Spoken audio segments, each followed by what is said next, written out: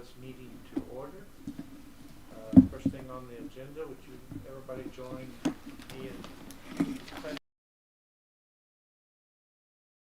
I pledge allegiance to the flag of the United States of America and to the republic for which it stands, one nation, under God, indivisible, with liberty and justice for all. And the New Mexico flag. Salute the flag of the state of New Mexico, the symbol of perfect friendship among the United Cultures. Thank you all very much. Franklin, have a roll call, please. Yes, sir. Mr. Richard Primrose, Here. Miss Teresa Stevenson, here. Mr. Tom Sidwell, Here. Mr. Philip Box, Here. Mr. Jimmy Sandoval. Yeah. All right, thank you. Next is approval of the agenda. So do we need to delete number 2 under reports? Yeah. State audit. Yeah, I reached out to her today just to make sure she was coming, and she said she is not going to make it and asked for our next board meeting date. So hopefully we get that scheduled in March. There is a possibility if we could get her sooner, and if the 23 audit is dependent on getting that done, I may even try to schedule it sooner. But for now, I'll just send her the March board date. And Yeah, if we need to have a special meeting to get that done. Is there any other additions or deletions to the agenda? If not, I'll entertain a motion to approve the agenda with that one change. I'll make a motion that we approve the agenda as amended. Second. Motion and a second. Roll call, please. Miss Stevenson? Yes. Mr. Sidwell? Yes. Mr. Box? Yes. Mr. Sandoval? Yes. And Mr. Primrose? Yes. And the motion carried. Thank you. Next is public comment. Do we have anybody submitted comment? All right. Thank you. Next would be approval of the minutes for January 16th. Everybody had a chance to review the minutes. Is there any additions or deletions? If not, I'll entertain a motion to approve the minutes. I so moved. Second. Got a motion and a second. Roll call, please. Mr. Sidwell? Yes. Mr. Box? Yes. Mr. Sandoval? Yes. Mr. Primrose? Yes. And Miss Stevenson? Yes. And the motion carried. All right. Next is chairperson's report. I wanted to first of all, I wanted to. We had the foundation had a shrimp boil, and on the 10th, and I wanted to recognize some of the people, well, all of the people that helped.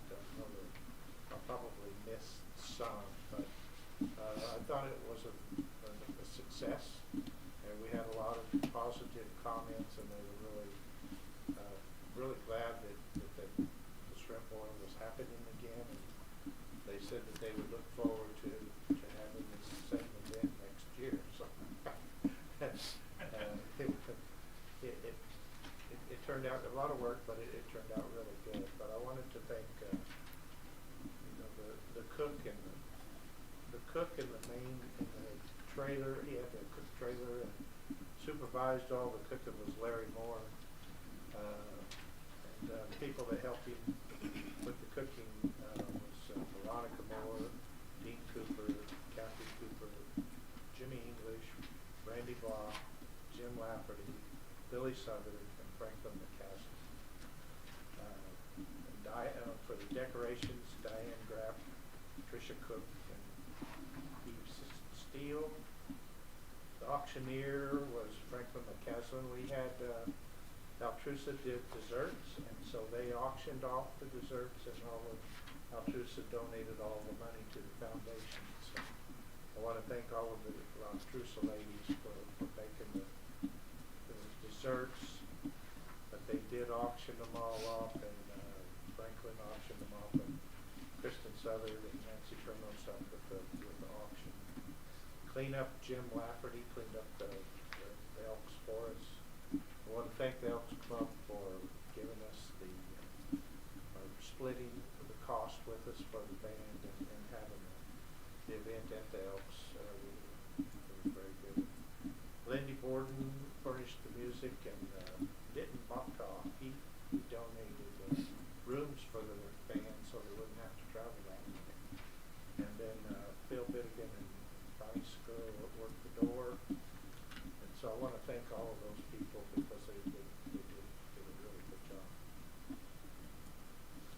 The other thing that I wanted to bring up under my report is somebody I asked Mr. Ragland to print this.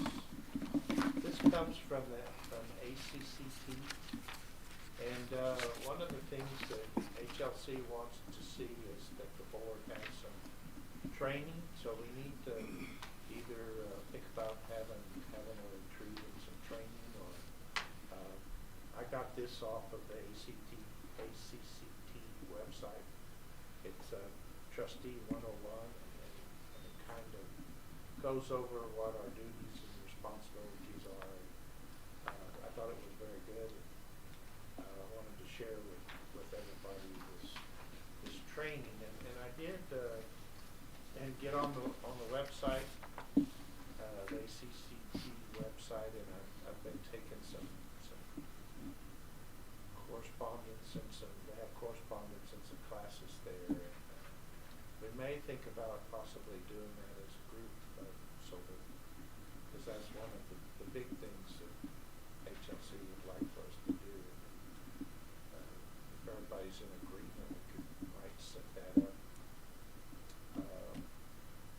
or whatever y'all think.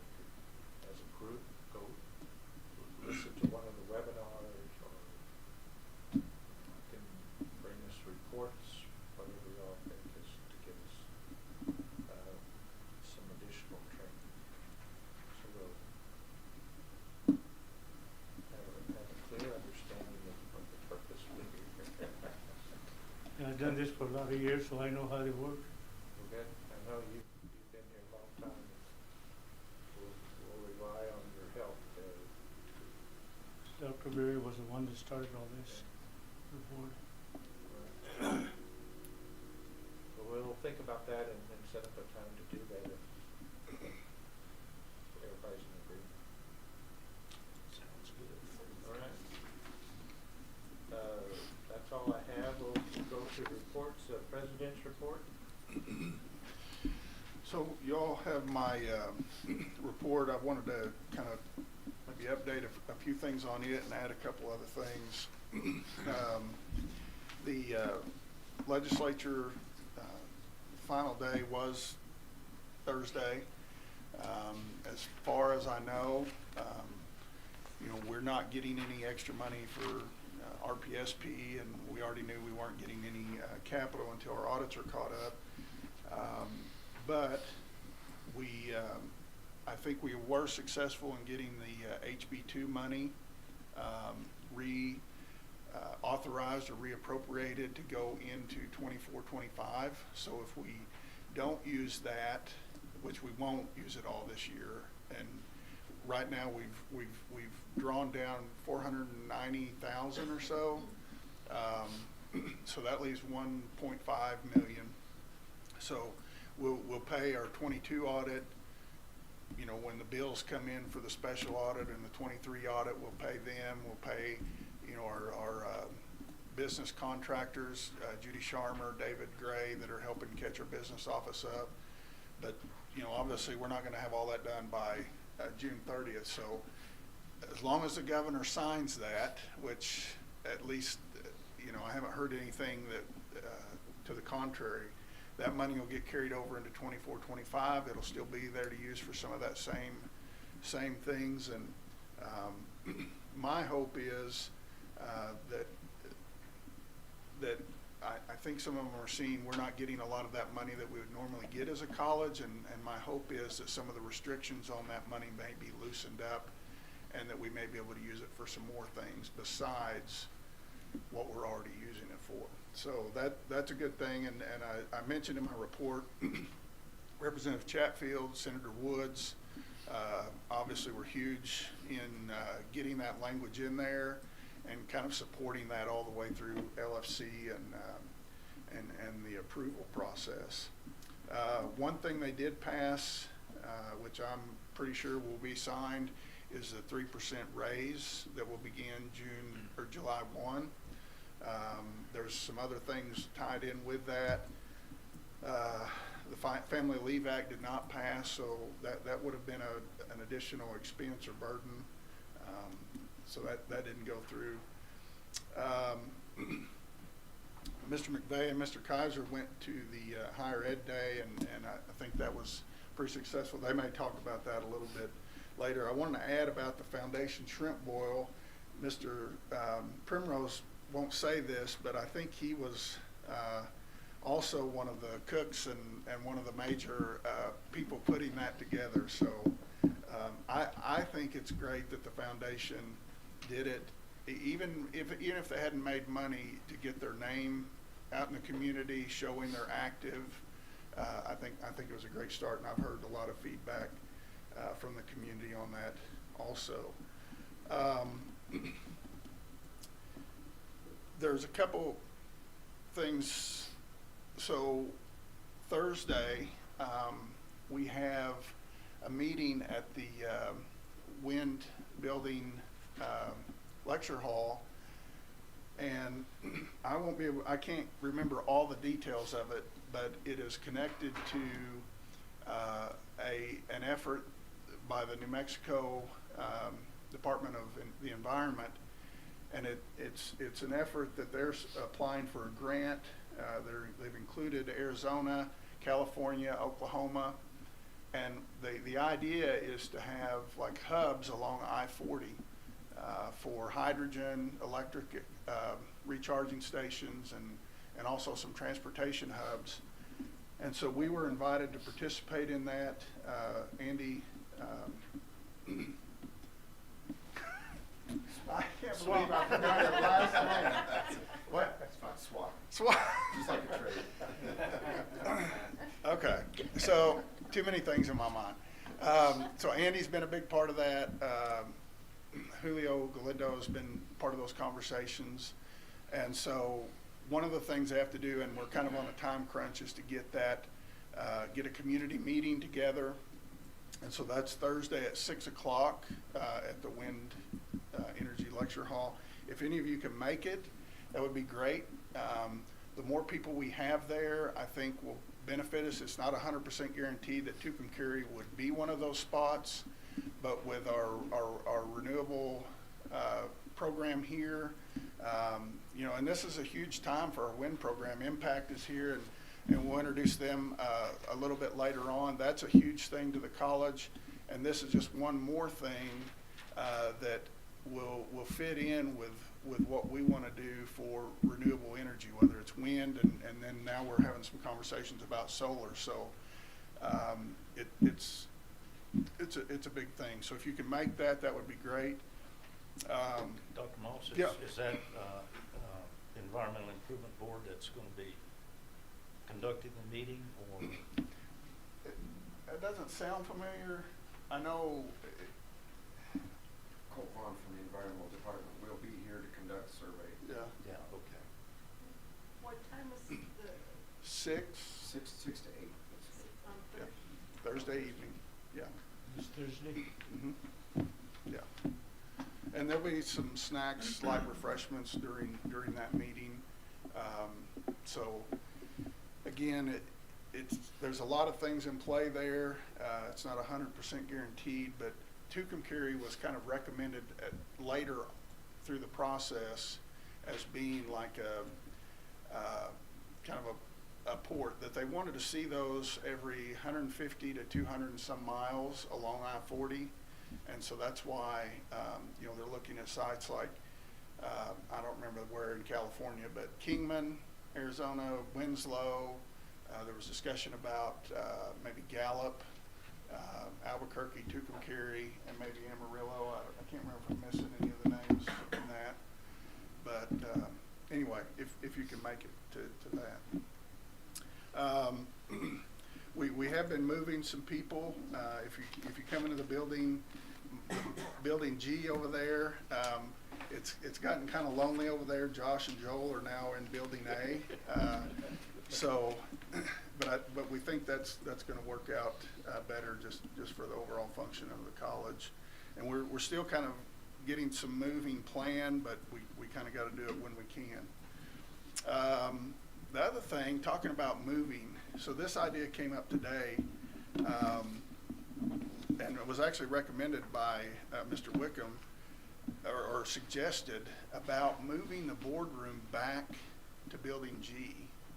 It's my understanding that's where the boardroom used to be for many years. Margaret is definitely in favor of that because she doesn't have to transport stuff over here.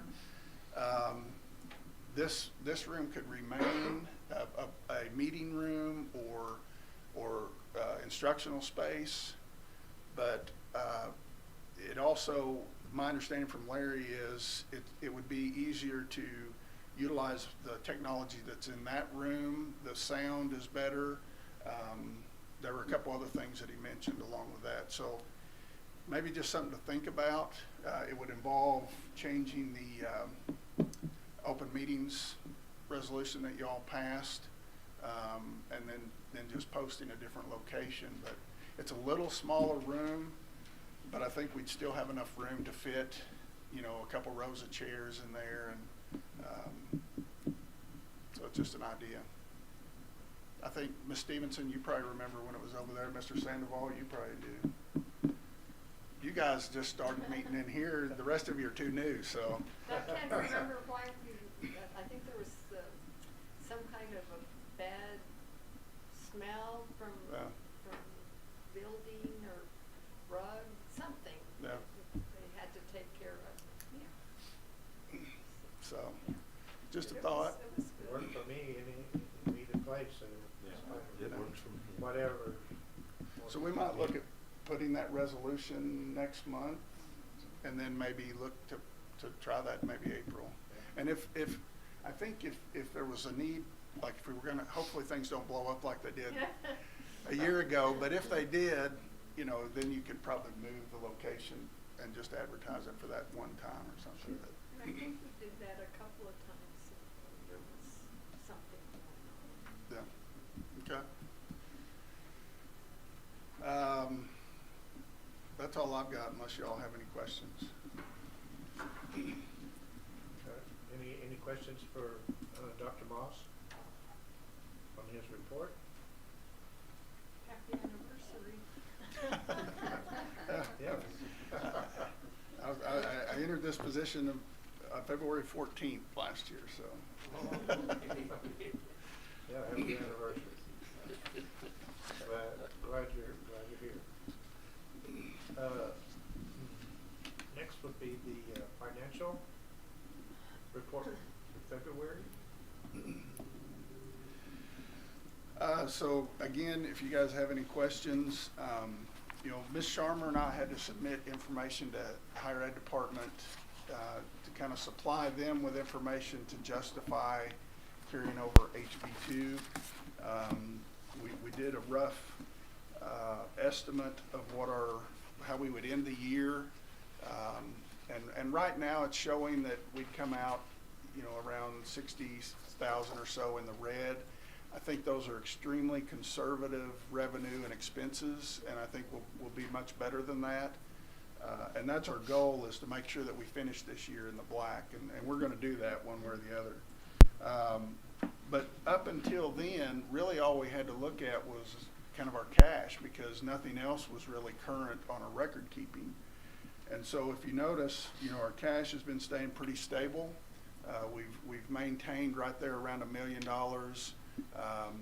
We're up quite significantly from that right now, but you've got your local tax and stuff that's come in, but we're still watching our expenses and making sure that we're, again, going to hit that mark. But if you all have any questions on anything. I have a question, Dr. Moss, and I hadn't saw this before in our past cash flows, Mhm. but under the cash payout, there's a percentage above those columns, and I didn't understand what that was percentage of.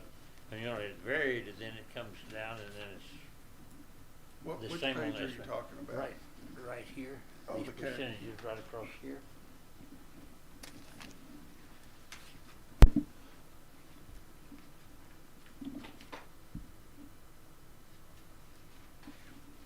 I don't know. I'll have to find. You know, I just never wondered looked if at that that's kind number. of what they have as percentage of their budget or something or another that they're tracking. Yeah. But I hadn't noticed that in there before, and I thought, well, okay. So some But of I'm kind that, of used to that, you know, each Yeah. month is how close to the yearly budget are you? yeah. So some of that, so this spreadsheet was put together actually, back when Blanca was here, back, you know, like March or April. And so some of that, I don't know, but I need to find out what that percentage represents. I'll get that answer for you. I was just, Yeah, I saw that and I was curious, and, well, what does it really mean? yeah, It's consistent now, but, you know, the percentage for November shows 580%. Yeah. yeah.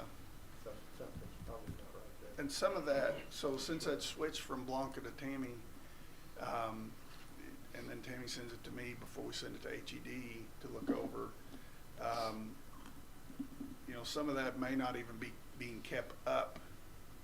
Like, Tammy may not know what that percentage is either. She might, but we'll have to just look at the spreadsheet. Well, I find the suspected formula. they were probably tracking something there, Yeah, but what is it? yeah, okay. But I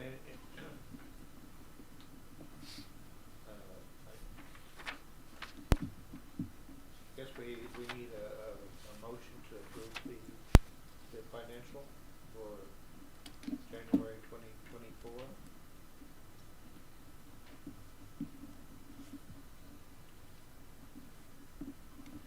I'll make a motion to approve the financial. And I'll second. Got a motion and a second. Roll call, please. Mr. Box? Yes. Mr. Sandoval? Yes. Mr. Primrose? Yes. Ms. Stevenson? Yes. And Mr. Sidwell? Yes. Motion carried. All right, next on the agenda will be our quarterly financial report. Dr. Moss. So we fill that out each quarter. The last one we did was ended October, and so this one is as of December. And the only amount that we drew down was about 90-some thousand, and that went for some of our contracted help. So we had to answer yes on question 1. But everything else was a no, because we're paying our debts. We're on time on everything. We don't have any outstanding debt or anything like that since we paid off the State Board of Finance loan. And so very similar to last quarter's report. But if y'all have any questions, just let me know. Any questions for Dr. Moss on the second quarter report for 2024? I think it's pretty self-explanatory about the one yes, where we've had to draw some money for the contract to get us back to where we should be. If there aren't any questions, I'd entertain a motion to approve the second quarter financial report. I'll make a motion that we approve the second quarter financial report. Second. Got a motion and a second. Roll call, please. Mr. Primrose? Yes. Ms. Stevenson? Yes. Mr. Sidwell? Yes. Mr. Box? Yes. And Mr. Sandoval?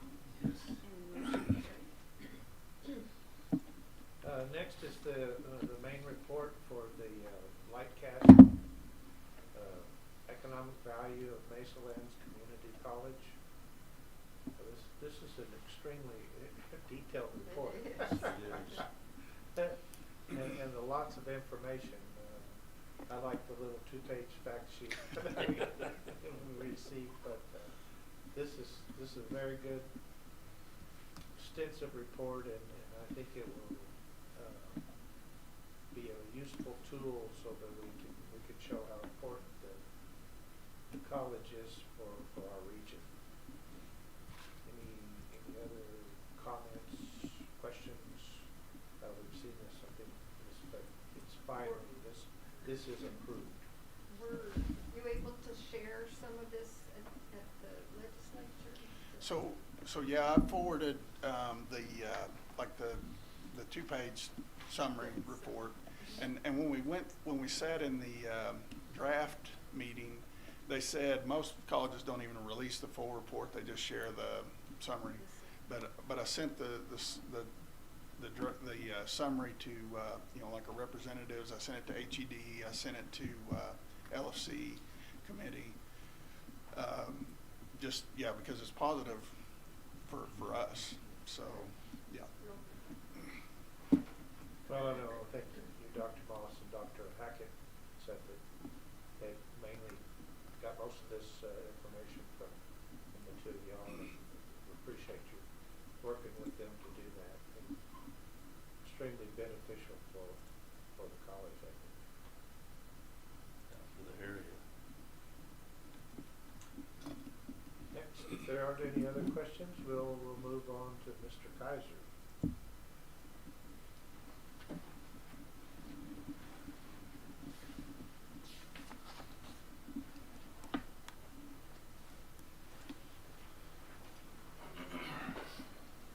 Don't hold that against me that I did.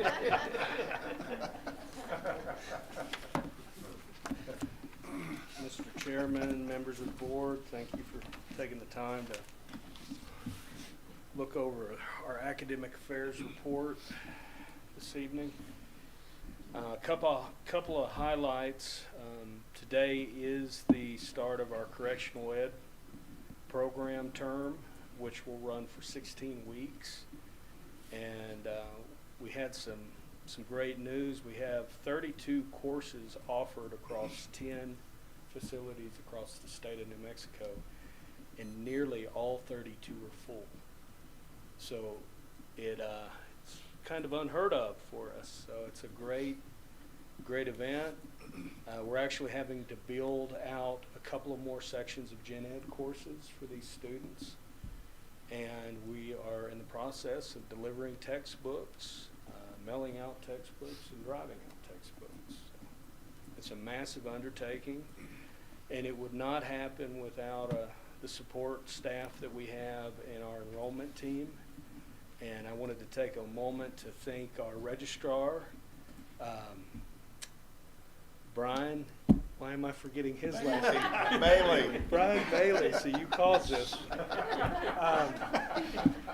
Brian. It's the room we have to move. So Brian Bailey created a report within Genzabar Infomaker that allows us to pull down every student enrolled at a location, the specific classes and the textbooks that are needed, which saves us hours of time. And it updates in real time. So I can't thank Brian enough for that, and Mr. Wickham, our IT guy, guru guy, he provided this Infomaker training, which is very valuable to the staff. So, Josh, primarily, what are some of the courses that they're taking? So, the correction courses, we have an AA and a full AA degree that we're offering that is in liberal arts. We have an AAS in general business.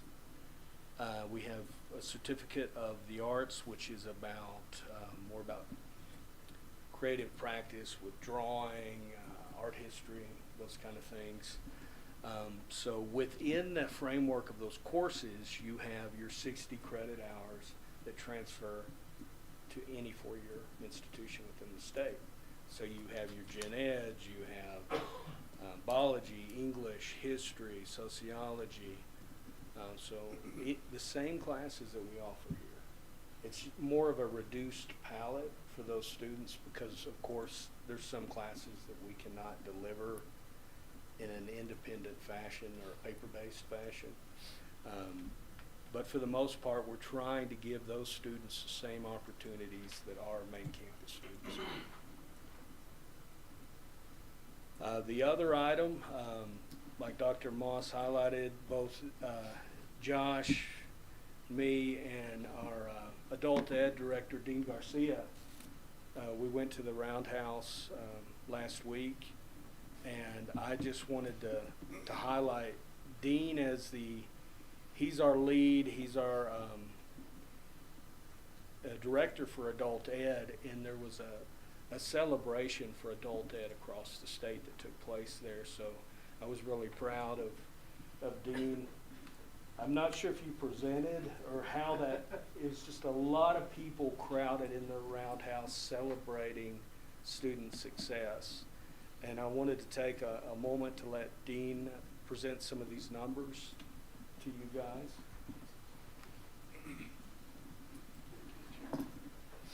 You can have mine. I'll turn it over. You get the hot seat. Okay.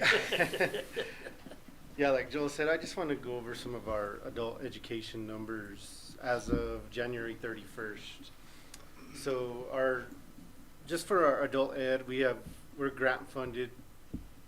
We're one of 26 programs in the state for adult education, and we get grant money from HED. So this year our grant monies were a little under $179,000. And that goes in state funds, federal funds, and TANF funds. And what mostly these funds are used for is to help pay for salaries for our ESL teachers, for Kylie and I, who both work back in the ESC. The grant covers a large portion of our salaries. We use for supplies, books, computers, printers, equipment, and furniture for the Educational Services Center. So we use a lot of these grant funds to help pretty much fund everything that's back there. That way the college doesn't have to use their funds to help pay for, we get new computers like every 3-4 years. We can get furniture every 3-4 years. So this grant really helps us a lot in terms of that. And just some numbers so far this year, our adult ed program has served 99 total students for adult education, and that includes high school equivalency and English as a second language.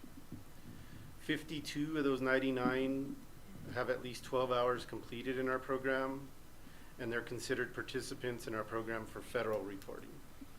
So we have to do reporting every month to HED, and then HED does that to the feds. Of those 52 students, 24 are high school equivalency and 28 are English as a second language. So our ESL has really helped this year, and we're operating classes Tuesdays and Thursdays in the morning and the evenings, and then Wednesday evening as well. As of January 31st, we had 8 high school equivalency graduates since July 1st, and we had one more complete in early February, so we're now at 9 total high school equivalency grads for the year. And we're hoping to get to 15 by the end of the fiscal year. We have 3 more that are testing between now and the end of the month, so hopefully we can get those 3 graduated as well. 4 of those high school equivalency grads are currently enrolled in classes at Mesalands this spring, so they're full-time students this spring. And then all told, our Educational Services Center has served 119 college students in either tutoring, placement testing, proctoring of exams, use of our computer lab, studying in our center, or general help with logging into their classes or miscellaneous help with their classes. So we've served 218 students total since July 1st back in the Educational Services Center. So we've definitely been busy this year, and definitely been a lot more students on campus, which is what I've noticed. And even though we're the smallest adult ed program out of the 26 in the state, we're one of the most successful when it comes to our numbers. We don't get a lot of students, but the ones we do get tend to succeed. They graduate with the high school equivalency, or they're doing ESL and making level gains in their testing. So we're looked at very favorably from HED as far as our program. And then next January, I'll have to reapply for our grant because it runs on a 4-year cycle. And as of right now, it'll end next June. The 4-year cycle we're currently on. So next January, I'll reapply for another 4 years. And we've had this grant for around 20 years now, and I don't see any reason why it's going to go away. If anything, it's just going to get bigger. Yes. Yep. So I met with our data person at HED last Thursday, and she's really happy with our data and how everything's going and our numbers, and just us getting ESL going again and helping us get those students to come in. So I think we'll get, out of the 178,000 this year, I'm expecting us to get more next year. And then when the next cycle kicks in the next 4 years, I think we'll just get even more going forward. So they see our program growing and our need for more money, and everything's going really well with our program. And we're happy with it. HED's happy with it. So We're happy with it too. oh, thank you. Yeah, everything's been going very well. Good job. Yep, thank you. Tell her all you've done. Mm-hmm. We really appreciate that. Thank you. Thank you. Outstanding work from Dean and his staff. And you guys might notice on most weeknights, if you drive by, there's a lot of activity over on this east side, and that's in part due to Dean's team, ESL team over there working with students. So amazing opportunities for these students. Other highlights here. I just wanted to point out some of the work that's happening within our staff, academic affairs staff area. We have Kim Enriquez that's been assisting with the enrollment team as well, our student affairs team, and she's been enrolling and working with those correctional facilities, getting those students in the right classes, and working the back and forth on this process. This enrollment process usually takes up to 5 to 6 weeks, and it's an amazing task across the team of people. So I wanted to just take a moment to thank her for her time and effort in this process. Any questions within the actual report for academics? It looks like you're really, really busy. To me. And I'm sure you are, and we really appreciate all of your work. We appreciate your support. That's one of the things that HED keeps saying is we needed to increase enrollment and the students that we serve, and it looks like you're definitely doing that. So we appreciate it very Thank you. much. I was just going to add, in the report, I think it mentions Dr. Hackett. We submitted some information to support kind of appeal. We haven't been designated as accredited on probation, but that was kind of the recommendation that was made by the board or the president or whatever. But we submitted information to what we've done even since their visit here, and we still haven't heard back. We hope to hear something in the next week or two. So which will still be fine, but anything we can improve between that visit and now is just helping. So we'll try to communicate that as soon as we hear something. I'd like to move to the contract agreement with Impact Wind LLC, and this is Exhibit 6, and this will require action from the board to enter this agreement. And if you guys probably already have this, I got to move through my book here.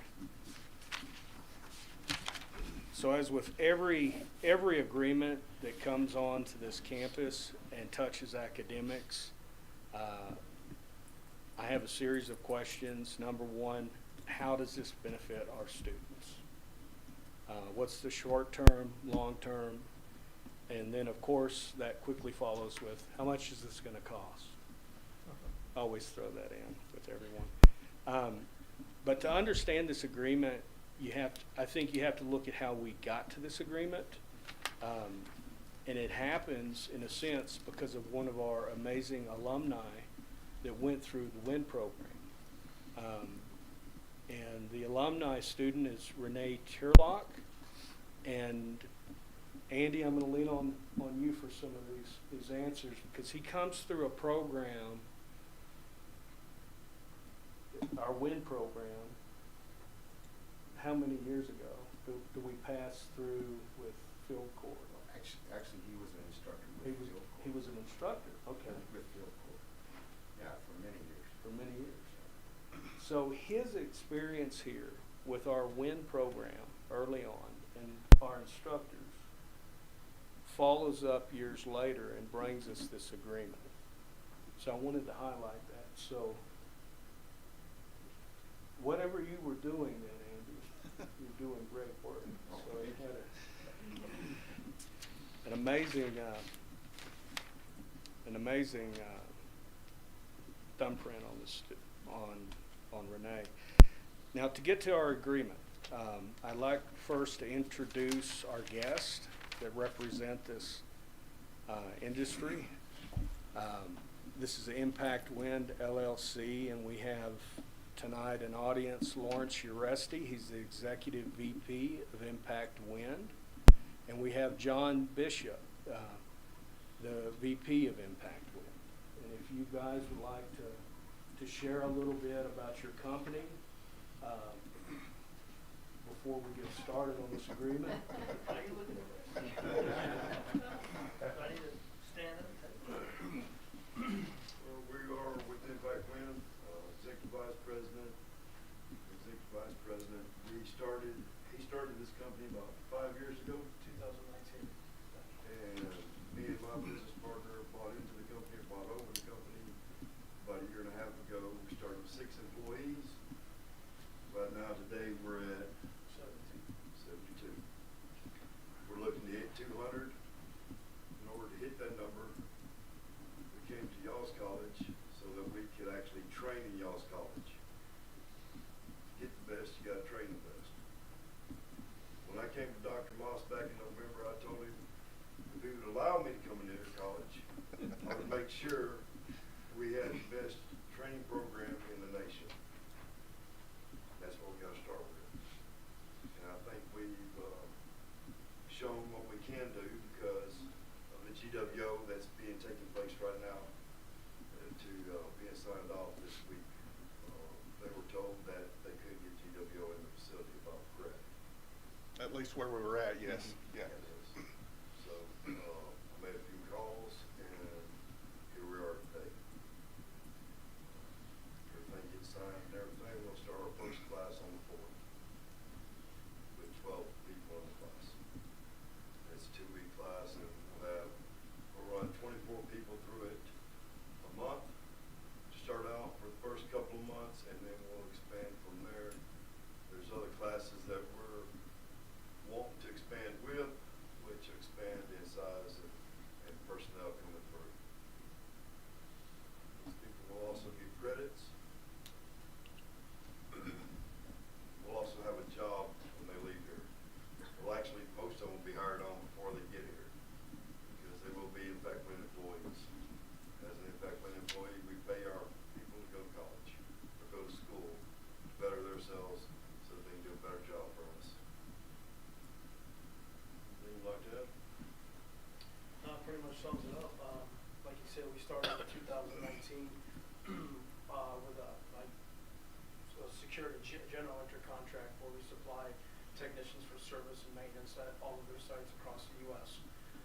We've expanded upon that to BP. We recently just signed, this week actually signed a contract with British Petroleum to supply technicians to their sites. We just delivered 20 yesterday, 20 technicians to a site.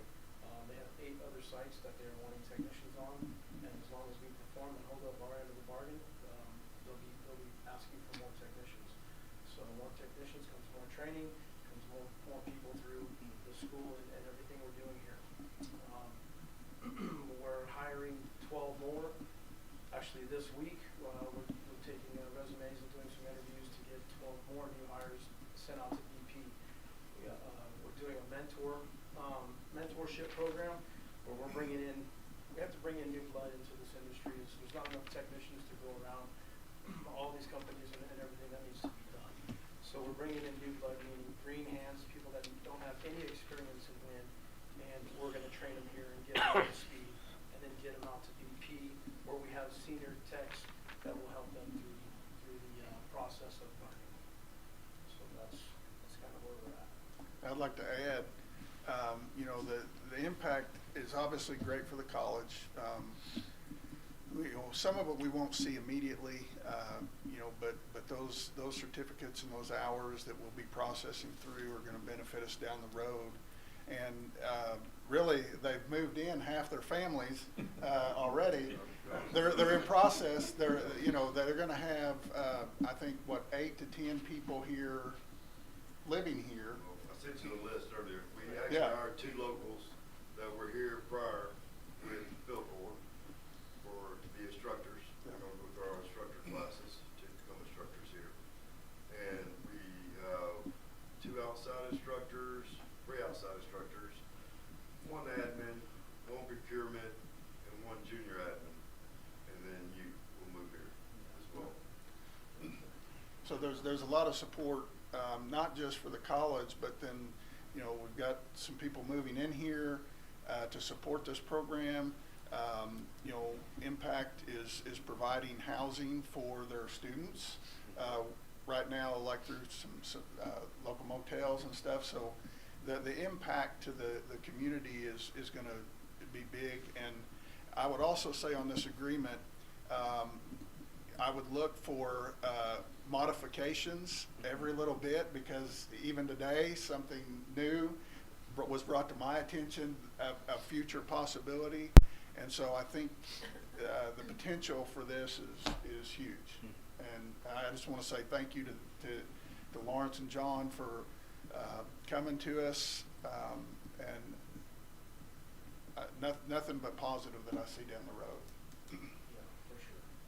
It really definitely looks like a win-win for both companies and the community. Yeah, big for the community, right? Because we're going to have about 48 people a month as we progress, coming through, you know. So that's just going to bring an influx of into the businesses and stuff like that. So absolutely. Don't hold me to it, but we probably will have by June, July, if I can look at that crystal ball, 48 plus 24 would be 72 people a month going through here. Be great. That's good. And 24 of them will be here for a month, solid. The rest of them will be here for 2 weeks, and then the next group will come for 2 weeks. And I'd add another date, March 20th will be the ribbon cutting. And so definitely y'all, if you can make it, that will be held at the Wind Center in the Bay area. And so you guys correct me if I get any of this wrong. And it'll be what time, noon? Well, it'll start at 11 o'clock. Okay. It's going to go through lunch. Lunch will be catered. We'll start out front of the Wind Center with the ribbon cutting, and then it'll be moved into the Bay Area, where we'll have catered lunch there. Then in the evening, 6 p.m., we're going to be having a concert as well, and celebration of that also. And the city is working with us to provide that as well. So it's a great partnership between Mesalands Community College, Impact Wind, and the city of Tucumcari. With all money and proceeds going to the college. That's right. All the proceeds, right, for scholarships. So any tickets that are sold, any money that's made there will go towards scholarships for students. What date is it going to be? March 20th. And just to follow up with what Dr. Moss was pointing out, the benefits for our community, our college, our student opportunities, also benefits immediately for improvement to the facilities, utilization of the bays, upgrade possibilities, and training simulators, which Impact's already working with Andy on making those setups and providing those opportunities for students. The training, which is communicated in this agreement, just to highlight some of these training certificates: basic safety training, basic technical training, and advanced rescue training. And as these students come through to receive these GWO certifications, right? Yep. Make sure I'm getting this right. Again, this is industry, state-of-the-art industry standards. And you look at some of the companies, and earlier, Andy, we were covering some of these. GE is already utilizing GWO, Vestas, Siemens. Again, some of the largest manufacturing companies in the world are moving to this certification and training. So for us to host this kind of training, it puts us on, it really puts our WIN program and Impact WIN in a really wonderful relationship to provide an amazing renewable training center for North America. If I may add, TSL is a safety device, training device. There's only 3 other companies in the United States that can teach under them and get their stamp, their approval for them. Will be number 4. There's one college right now that GWO is looking at. They're just now building the standards for train the trainer, because they actually don't have a school for the trainers. They have a school to teach. They don't have a school for the trainers.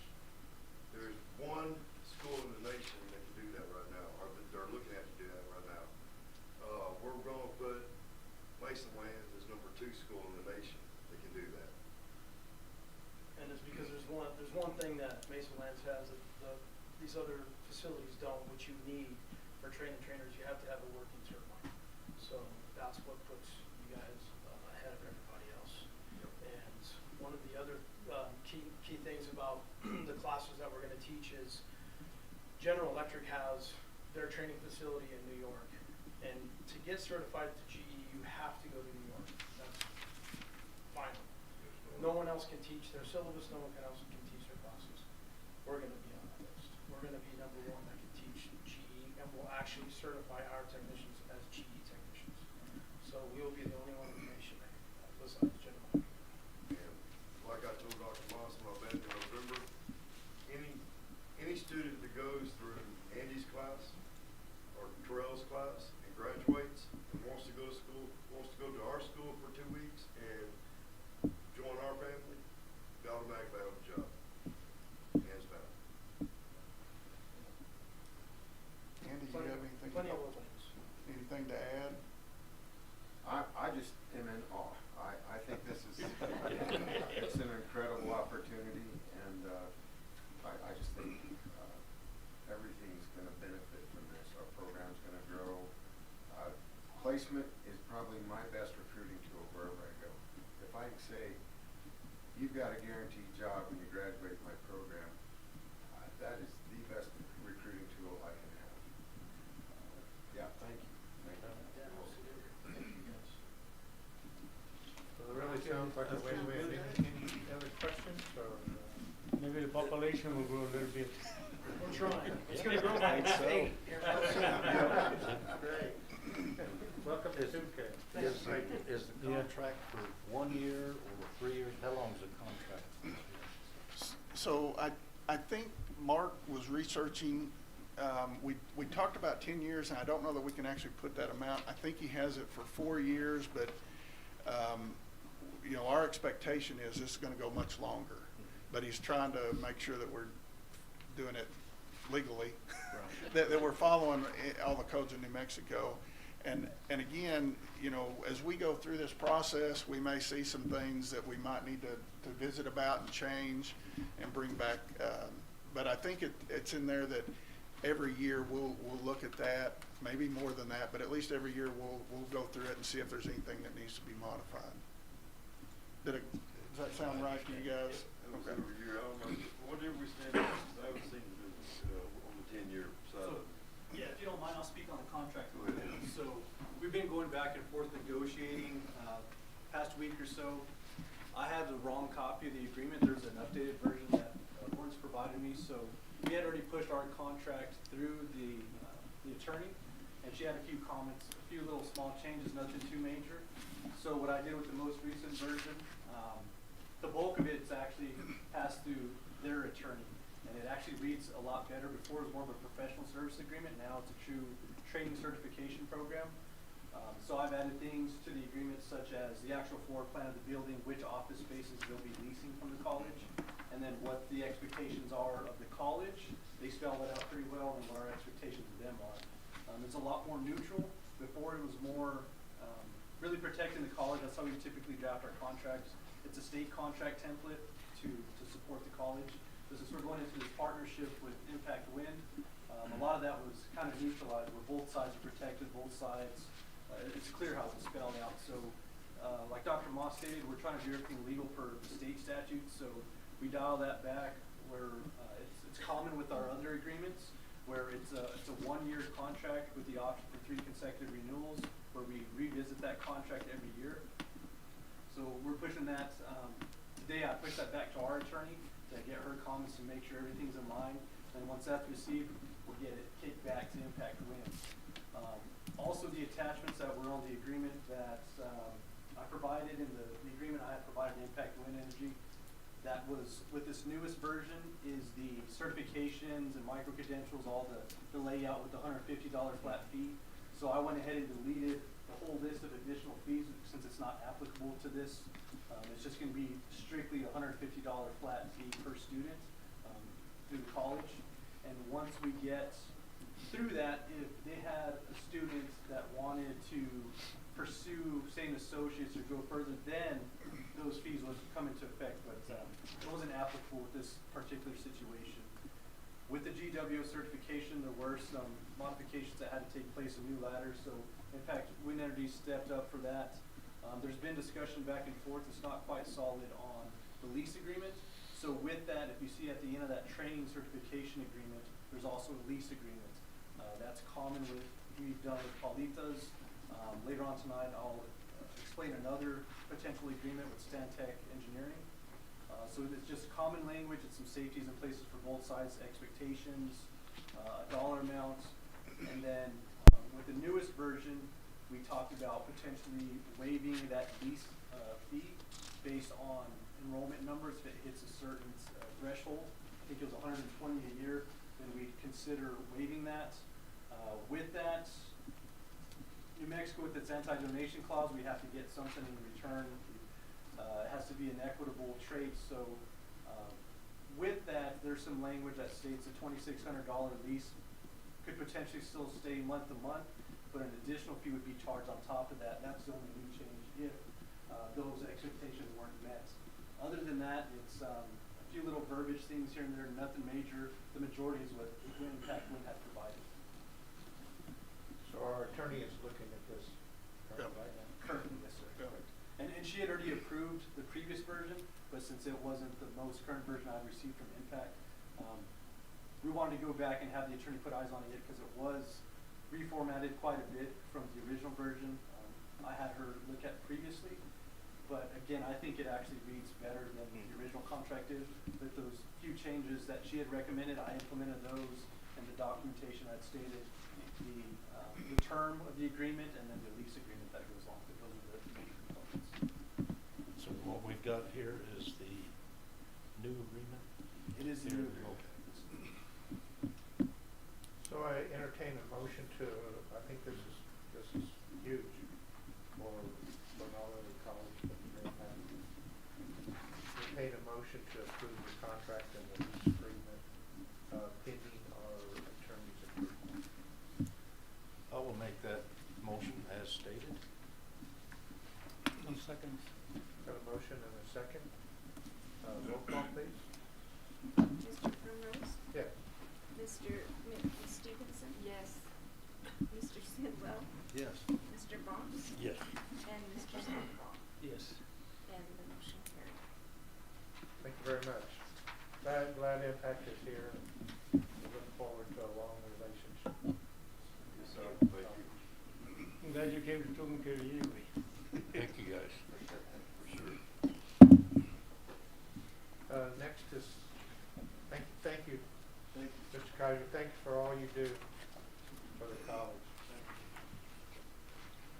Mr. McVeigh. Hello, Mr. Chairman, members of the board, good evening. I have a little bit of a gift to give to you this evening.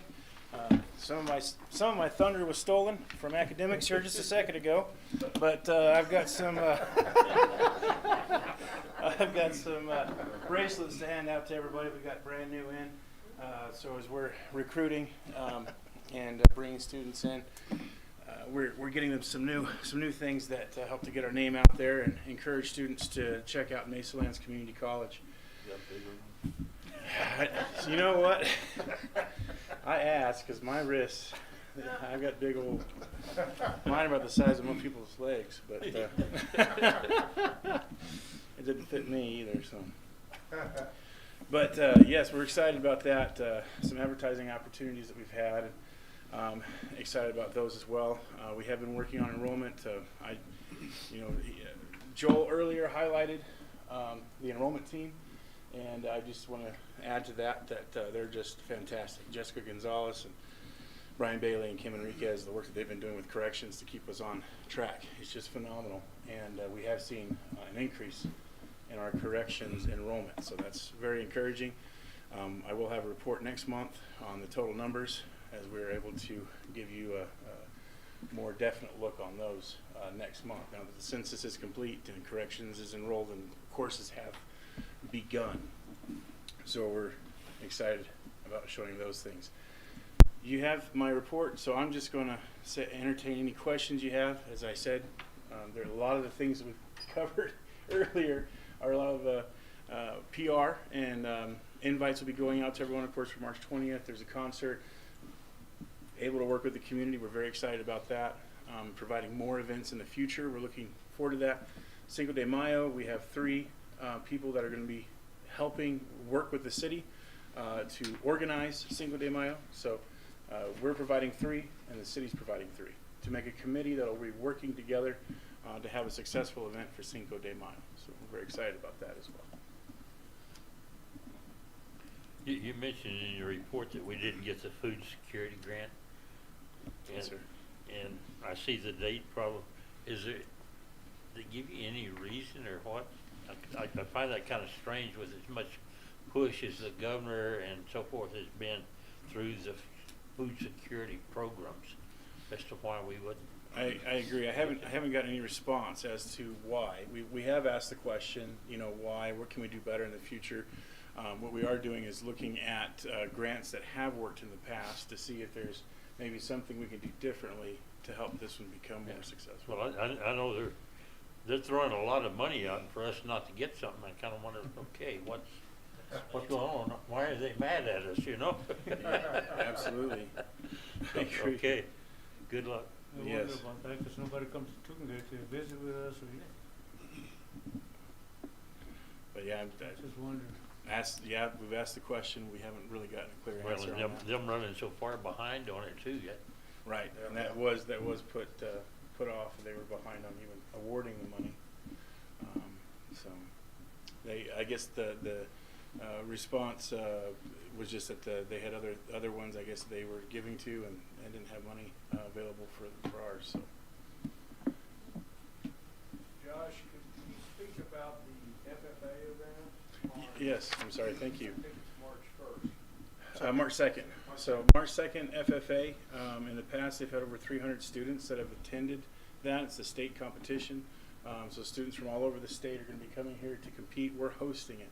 So we're very excited about that opportunity as well. Forgive me for not bringing that up. But March 2nd is when that event will be. And we'll be having concessions here as well. So we have volunteers that are going to be helping with concessions and also expecting to have faculty setting up tables on campus to tell students about our different programs and opportunities that they might be able to interact in the future. So a lot of great giveaways. Is it some of their state judging stuff that they have? Yes, sir. Okay, sure. I know that's about the right. Is it state or area? Is it area or It may be regional? area. Regional. I think it's the area or regional. Yeah. Okay.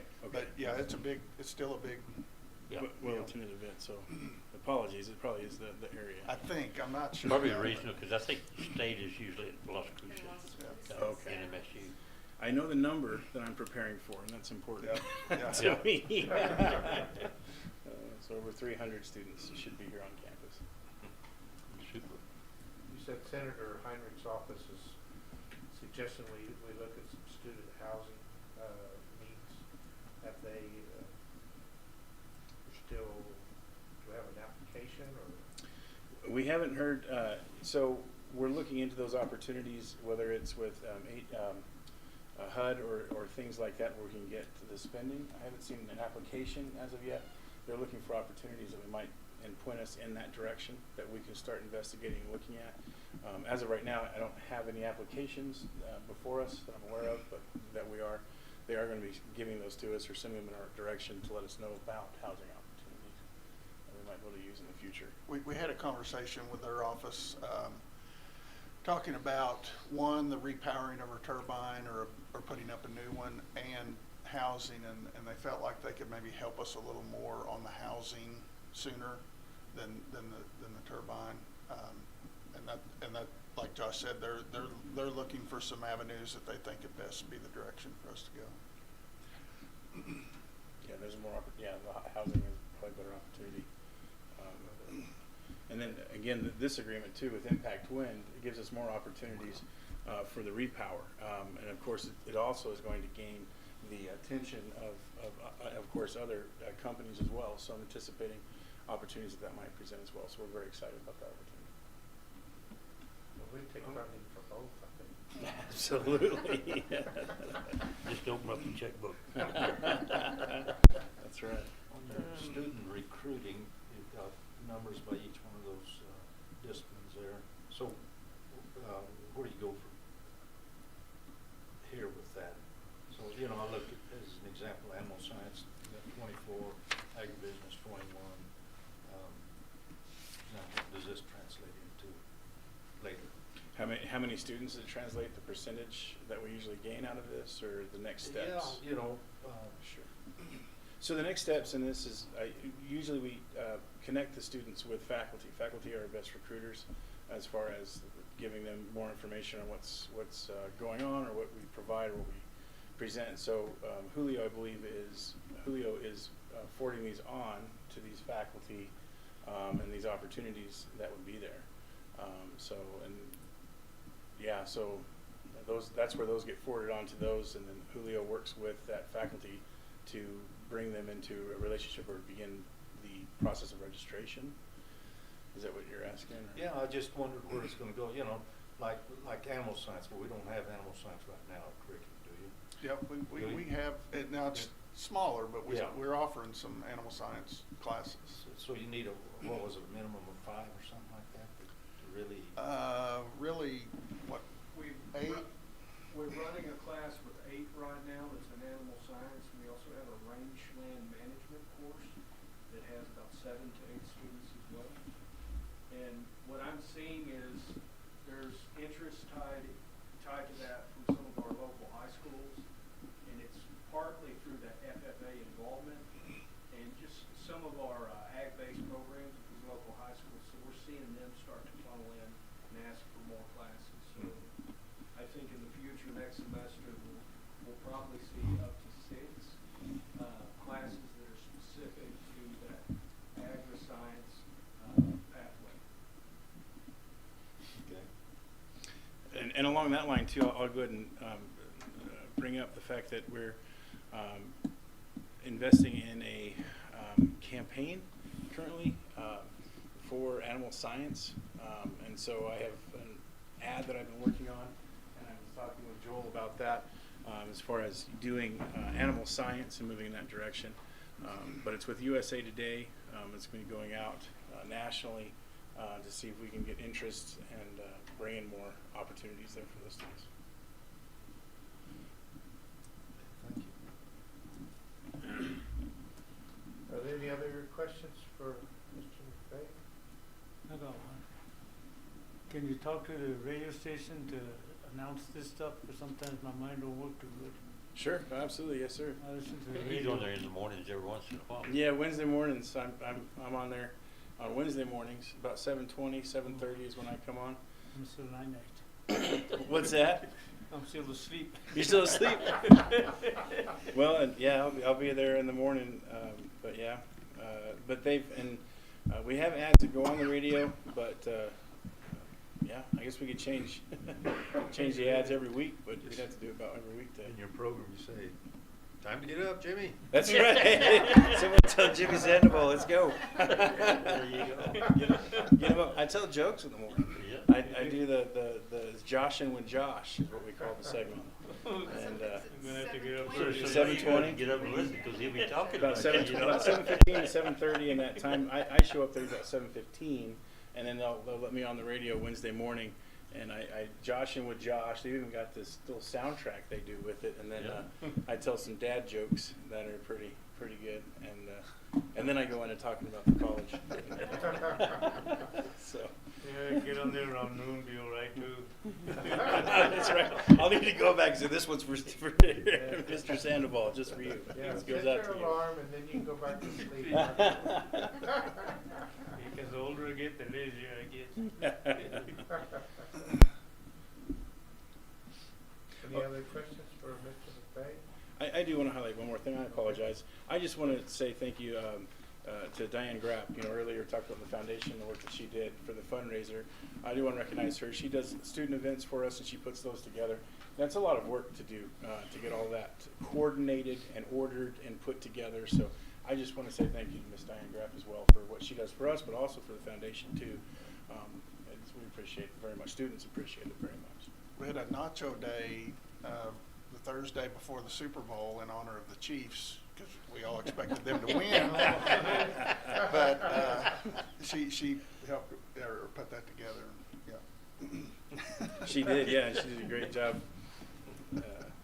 She does that with and we got Wear Purple coming up, spring break, wear a hat. She's got all kinds of days and celebrations, so it keeps the students, you know, active, involved, and building more friendships and growing as part of their academic journey. And a pianist. Yes, and a pianist. In September, we'll have a From pianist. Italy? Yes, from Italy. There's a pianist coming in September.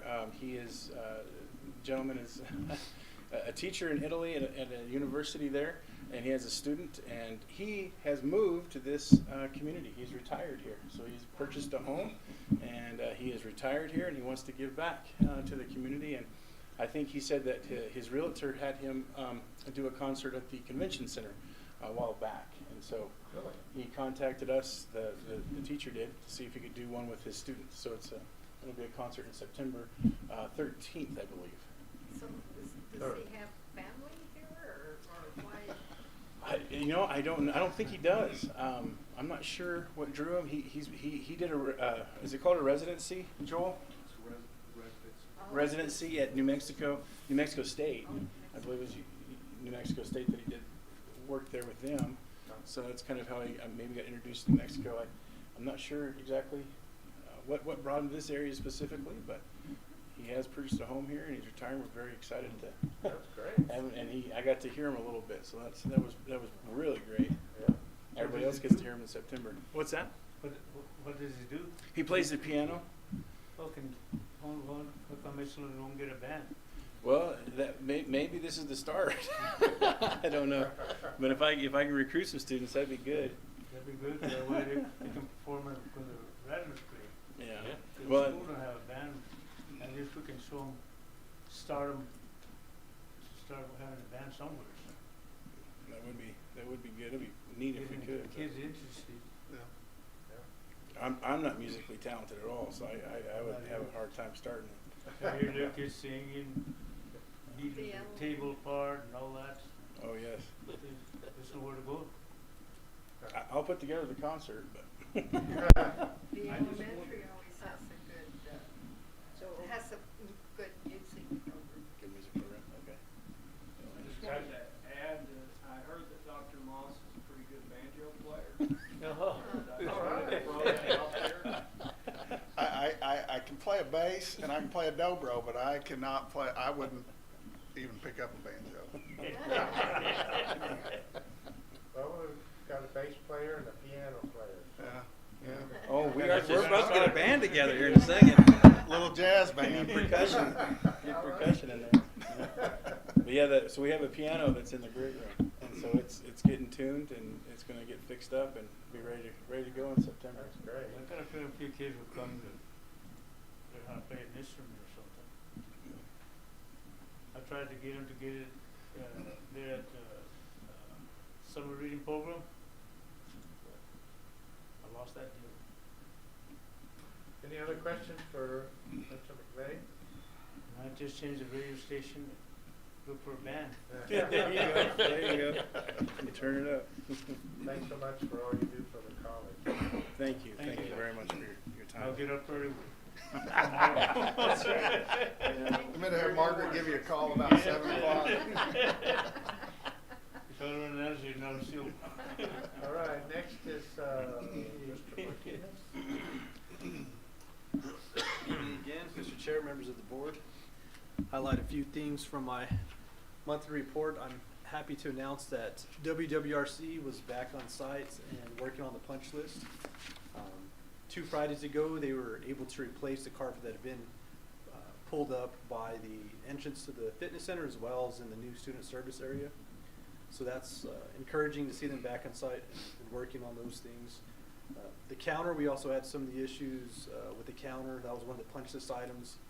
It was quite uneven on the front, so their remedy is to go through and bondo it and smooth it out and then put that wood paneling on front and replace that. So been in contact with them and trying to get that scheduled to get them back out here. I thought they were supposed to be here this week. Haven't seen them yet, so there's a possibility they had some delay in materials. The other thing that they have to work on still is replacing, or not replace, but installing the furniture for that area. And then there's a second order of furniture that's been placed that we should be receiving that soon as well. So they're getting close to wrapping that up. In regards to facilities, been working with the insurance adjuster, Mr. James Ortega, to get J3 out here to replace a roof on the wind energy system. Unfortunately, I was notified last week that Mr. Ortega no longer works for CCMSI. So the next step to this whole ongoing story is reaching out to his supervisor and getting an update on that scheduling. Seems like things have been going forward with CES. CCMSI is working with CES to get J3 on site to get that replaced. Another thing that has been positive with facilities is our fitness center. As reported last month, it's been amazing the amount of community members we've been receiving signing up for gym memberships. So with that, more foot traffic and more work. So I've been fortunate enough to get some of those duties relieved. We're provided work studies to help program the ID card and sign up individuals. So that's been going well. We still have the part-time gentleman that works Friday, Saturday, Sunday. So we do have 7-day coverage as far as staffing for any questions or support with IDs that may not be programmed appropriately or something, any kind of glitches. And with that, I'd like to thank Dr. Moss. We've met and discussed the need to improve the fitness center now. It's probably the best in town. Everybody's been bragging about it. It's been really clean, so I'd like to thank the custodial staff and those working to upkeep that. But now we're going to have to put some of the revenue we've received for that back into to the fitness center. We have a treadmill that's down and needs a new belt. And unfortunately, just today, one of the most utilized pieces of equipment, one of the cable machines, failed today, unfortunately. So we're going to have to get that looked at and try to get it fixed. So with more traffic means more use, more things like that may occur. So the director of facilities is already looking into it and trying to find a company to contract, someone we've used previously, to look into fixing those items. But all in all, no major incidents, nothing of concern to report, just great feedback from the community, very substantial increase in fitness center enrollment. I also wanted to let the board know that the restrooms across from the business office are now open. We've been talking about that, and they were in construction last time. So I'd like to thank Chester and the rest of the staff for their hard work for getting those open. So we have another set of restrooms now. And now the next step is working on completely renovating those restrooms. In doing so, Nick Bradfield, the director of facilities, and myself attended an online training through CES for the job order contracting and Gordian to start working towards procuring a contractor to fulfill those duties. We also had a chance to meet with Mr. Kenmore, who is, I don't know his exact title, but the Director of Facilities for Eastern New Mexico University, to kind of bounce some ideas off of him on how things work in higher education, what are some of the pros and cons he's encountered, some ideas from different people to look at that can maybe accomplish those goals. So that was a great contact. Also, we'll be purchasing a new ice machine. It gets heavily used now with all these great events being put on, and now that it's warming up, we'll need to work on the ice machine, and in doing so, with any kind of asset management and looking at trying to be fiscally sound and spending our funds the best way that we need to, we found that instead of investing a lot of money to fix the older ice machine, that it was more cost effective to purchase a new one. So we'll be getting that soon. That's in the purchase order process. Also, still continuing to work on getting the nursing kiosks installed next to the room next to the library. We've been in contact with the company that we purchased that through, as well as working on clearing up some space to get that installed. As Dr. Moss mentioned earlier, there's been some offices being moved around. We have been shorthanded. That's a perfect entry to the next topic I was going to bring up. Is we're doing a great job of filling our vacant positions. We were able to reclassify the maintenance position, or it's more maintenance heavy now. We talked about combining custodial services and maintenance together to help accomplish those tasks and those duties on both sides. But we do need somebody that's maintenance heavy, so that position is going to be filled from somebody internally, thankfully, so that's good, somebody qualified for that. And then we have 3 applicants that will be interviewed on this Thursday in hopes of filling the other vacant position. With that, we also were able to fill the vacant position for museum aide at the Dinosaur Museum. We're also going to be interviewing applicants for the IT vacant position, so that's positive. We also have applicants that we will be interviewing for the short staffing in the business office. So not sure, things just kind of tend to fall in place. I don't know if it's good news traveling around the community, but there's a lot of local individuals that are actually applying for these positions, and people from outside of the community as well. So it's very encouraging to see that we're able to rebuild this team to help us make Mesalands strive and continue to get better. I also wanted to give more updates about the business office now that I've been a little bit more involved with them. They've been extremely busy, so I'd like to thank them for all that they do and continue to do for us. They've been busy with the transition of the payroll system, moving over from ADP over to Genzabar. That's been quite a task. There's a lot of behind the scenes work that people don't realize that has to go into that, so I'd like to thank IT for their help to making sure everything's calculating over the way it's supposed to, and everybody else working through the business office. Also been busy providing documentation for the special audit, so I'd like to thank them for all the documentation that's been requested that we're getting to them as quickly as possible. I was also able to attend the asset management training through Genzabar last week, and we'll have a second session coming up. I believe it's next Tuesday. So with that, we're able to look at all of our assets, document them appropriately the way we're supposed to. Anything that's valued at $5,000 or more, we have to report that to the state. Internally, we have a policy of anything 1,000 and more. So we're just keeping track of anything that has value, and then we're also looking at the depreciation of those assets. As they depreciate and they fall underneath that threshold, we're able to get rid of them, whether it's through auction, whether it's disposing of them. If it's old and useless and then it's end of its life cycle, then we could just dispose of that at the landfill. So we're following the rules and regulations as we're supposed to. We'll document it, and instead of having old computers, things that have been sitting here for years, just kind of taking up space, now we have the appropriate avenue to go through and dispose of those appropriately. And the last thing I have is the electrical work for the nursing program. There was, I think, some confusion on exactly what work needed to be done, so maintenance and the director of facilities, they've had a chance to meet with individuals from the nursing program to get a final firm scope of work that needs to be conducted to accomplish those goals, to install new electrical outlets. And we're just waiting now to meet with the contractor again to get that finalized and receive the quote. And then we go through the entire procurement process that I've mentioned previously notice of obligations to the HED, and then we're off and running and get that installed as well. So that concludes my monthly report. If there's any questions, I'd be glad to take them at this time. Any questions for Mr. Martinez? As long as we're moving forward, all I think is talk about the health deal. Still got my card. What do I have to do? Just go and put All it you in? have to do is scan that. That's 24/7 access to the fitness center. So if you enter the glass doors on the west side of the building, just put your badge up to the sensor and you'll have full 24/7 access. The whole entire board has been approved and programmed. The best time to go is around 6 in the morning. You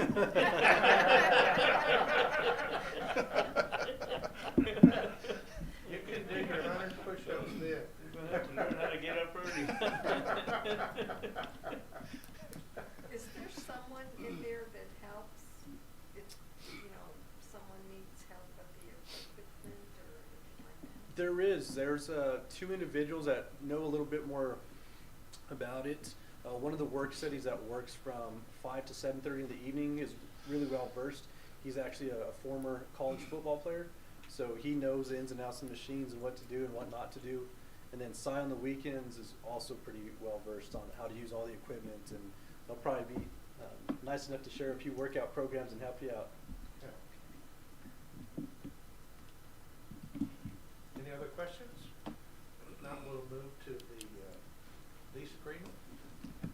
Yes, sir. Thank you. So this is a lease agreement draft proposed to enter into a lease agreement with Stantec.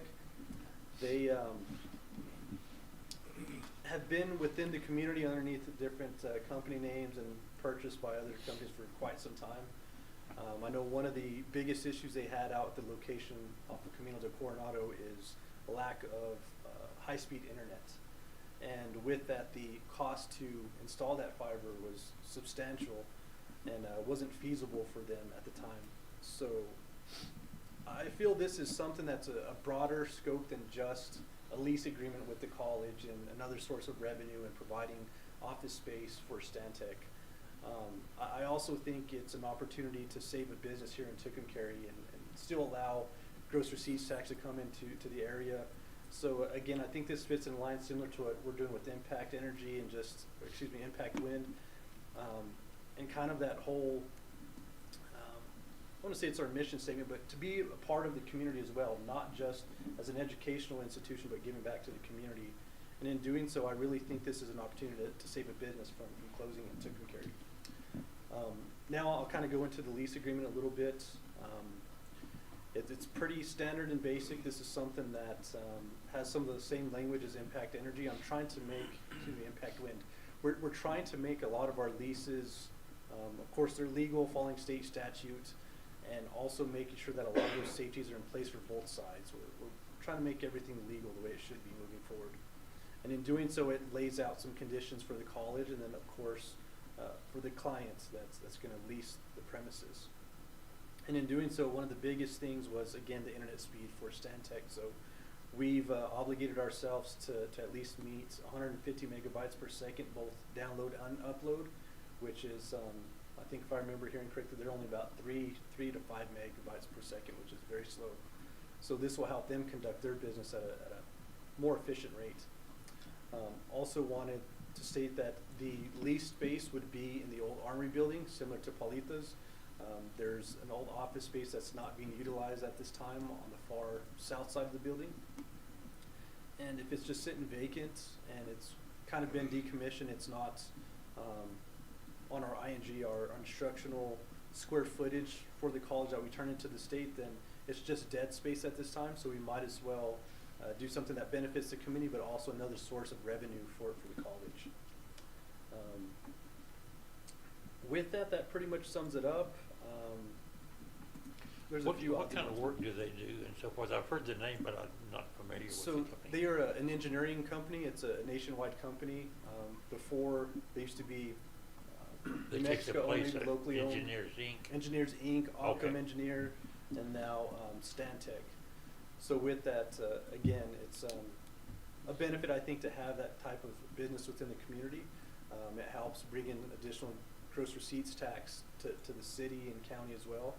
But nonetheless, it helps us have that partnership again with somebody in the community. It's a win-win for both. We provide them office space, and it's a little extra revenue for the college. With that, same thing as with Impact. It's a 1-year term with the option to renew for 3 consecutive years. And I'm sorry, this one's actually different. I try to get most of the agreements on a fiscal year rotation to start them on July 1st and end on June 30th. So this agreement's actually short-term just to get us through the end of the fiscal year, June 30th, 2024. And then starting July 1, they have the opportunity to have 3 additional consecutive years of renewals, understanding that we do address this contract and readdress it every year before the fiscal year. Any other questions on this agreement? The approval pending attorney? And this, I would, Mr. Chair, this has gone through our attorney, been reviewed, so she's okayed it. So once we approve this, we'll just get with Stantec. They don't have the signature just quite yet. I spoke with them today before this meeting, and they're still interested. Just the individual that's responsible for the final approval is out on leave this week. But they are positive. They've looked at it. They're aware of all the conditions. No comments have been negative received from them, but it has received our the approval of our attorney, so it's ready to go. How about they put that internet wire down on this street, Hannah Street, didn't they? Yes, sir, they do. They have fiber optic throughout the year. That's why we're fortunate enough as the college to have the high-speed internet. Where Stantec's located now, they do not have that opportunity, unfortunately, without having to pay a substantial amount to get it ran to their location. And don't know a lot on their side, but I do know that this is a good potential partnership in the future, just as a lease agreement. You know, my wife works on the internet, and she says it's kind of slow. Yes, sir. Right, I'll entertain a motion to approve the agreement with Stantec. I would move that we enter into the lease agreement with Stantec. Got a motion and a second. Roll call, please. Ms. Stevenson? Yes. Mr. Sidwell? Yes. Mr. Box? Yes. Mr. Sandoval? Yes. And Mr. Primrose? Yes. And the motion carried. Thank you. All right, thanks, Austin, for all you do, Mr. Martinez, for the college. Appreciate it. Next is, entertain a motion to go into executive session. Make a motion to go into executive session. Second. Motion and second. Roll call, please. Mr. Sidwell? Yes. Mr. Box? Yes. Mr. Sandoval? Yeah. Mr. Primrose? Yes. And Ms. Stevenson? Yes. And the motion carried. Thank you.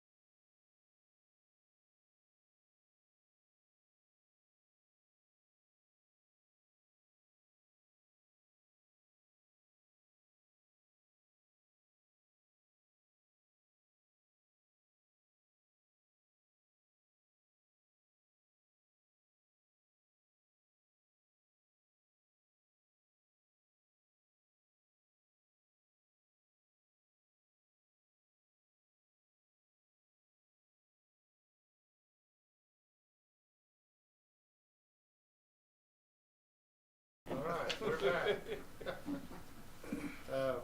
I entertain a motion to reconvene from executive session. Roll call. Someone. Better get a motion first. Get a second? Motion and second, roll call please. Mr. Box? Yes. Mr. Sandoval? Yes. Mr. Primrose? Yes. Ms. Stevenson? Yes. And Mr. Sidwell? Yes. And the motion carried. All right, we have no action from executive session, no correspondence, trustees' calendar and reports, no exhibits, and our next meeting will be March the 12th. And either here or in Building Well, I'd G. say we'll meet here March 12th, Okay. and then maybe we could, Have it on. Margaret will put that on the agenda to change that Change it. open meetings and look to move, yeah. That'll give us a month or two to get some stuff moved. Okay. Any other business? Not, I'll entertain a motion for adjournment. I move we adjourn.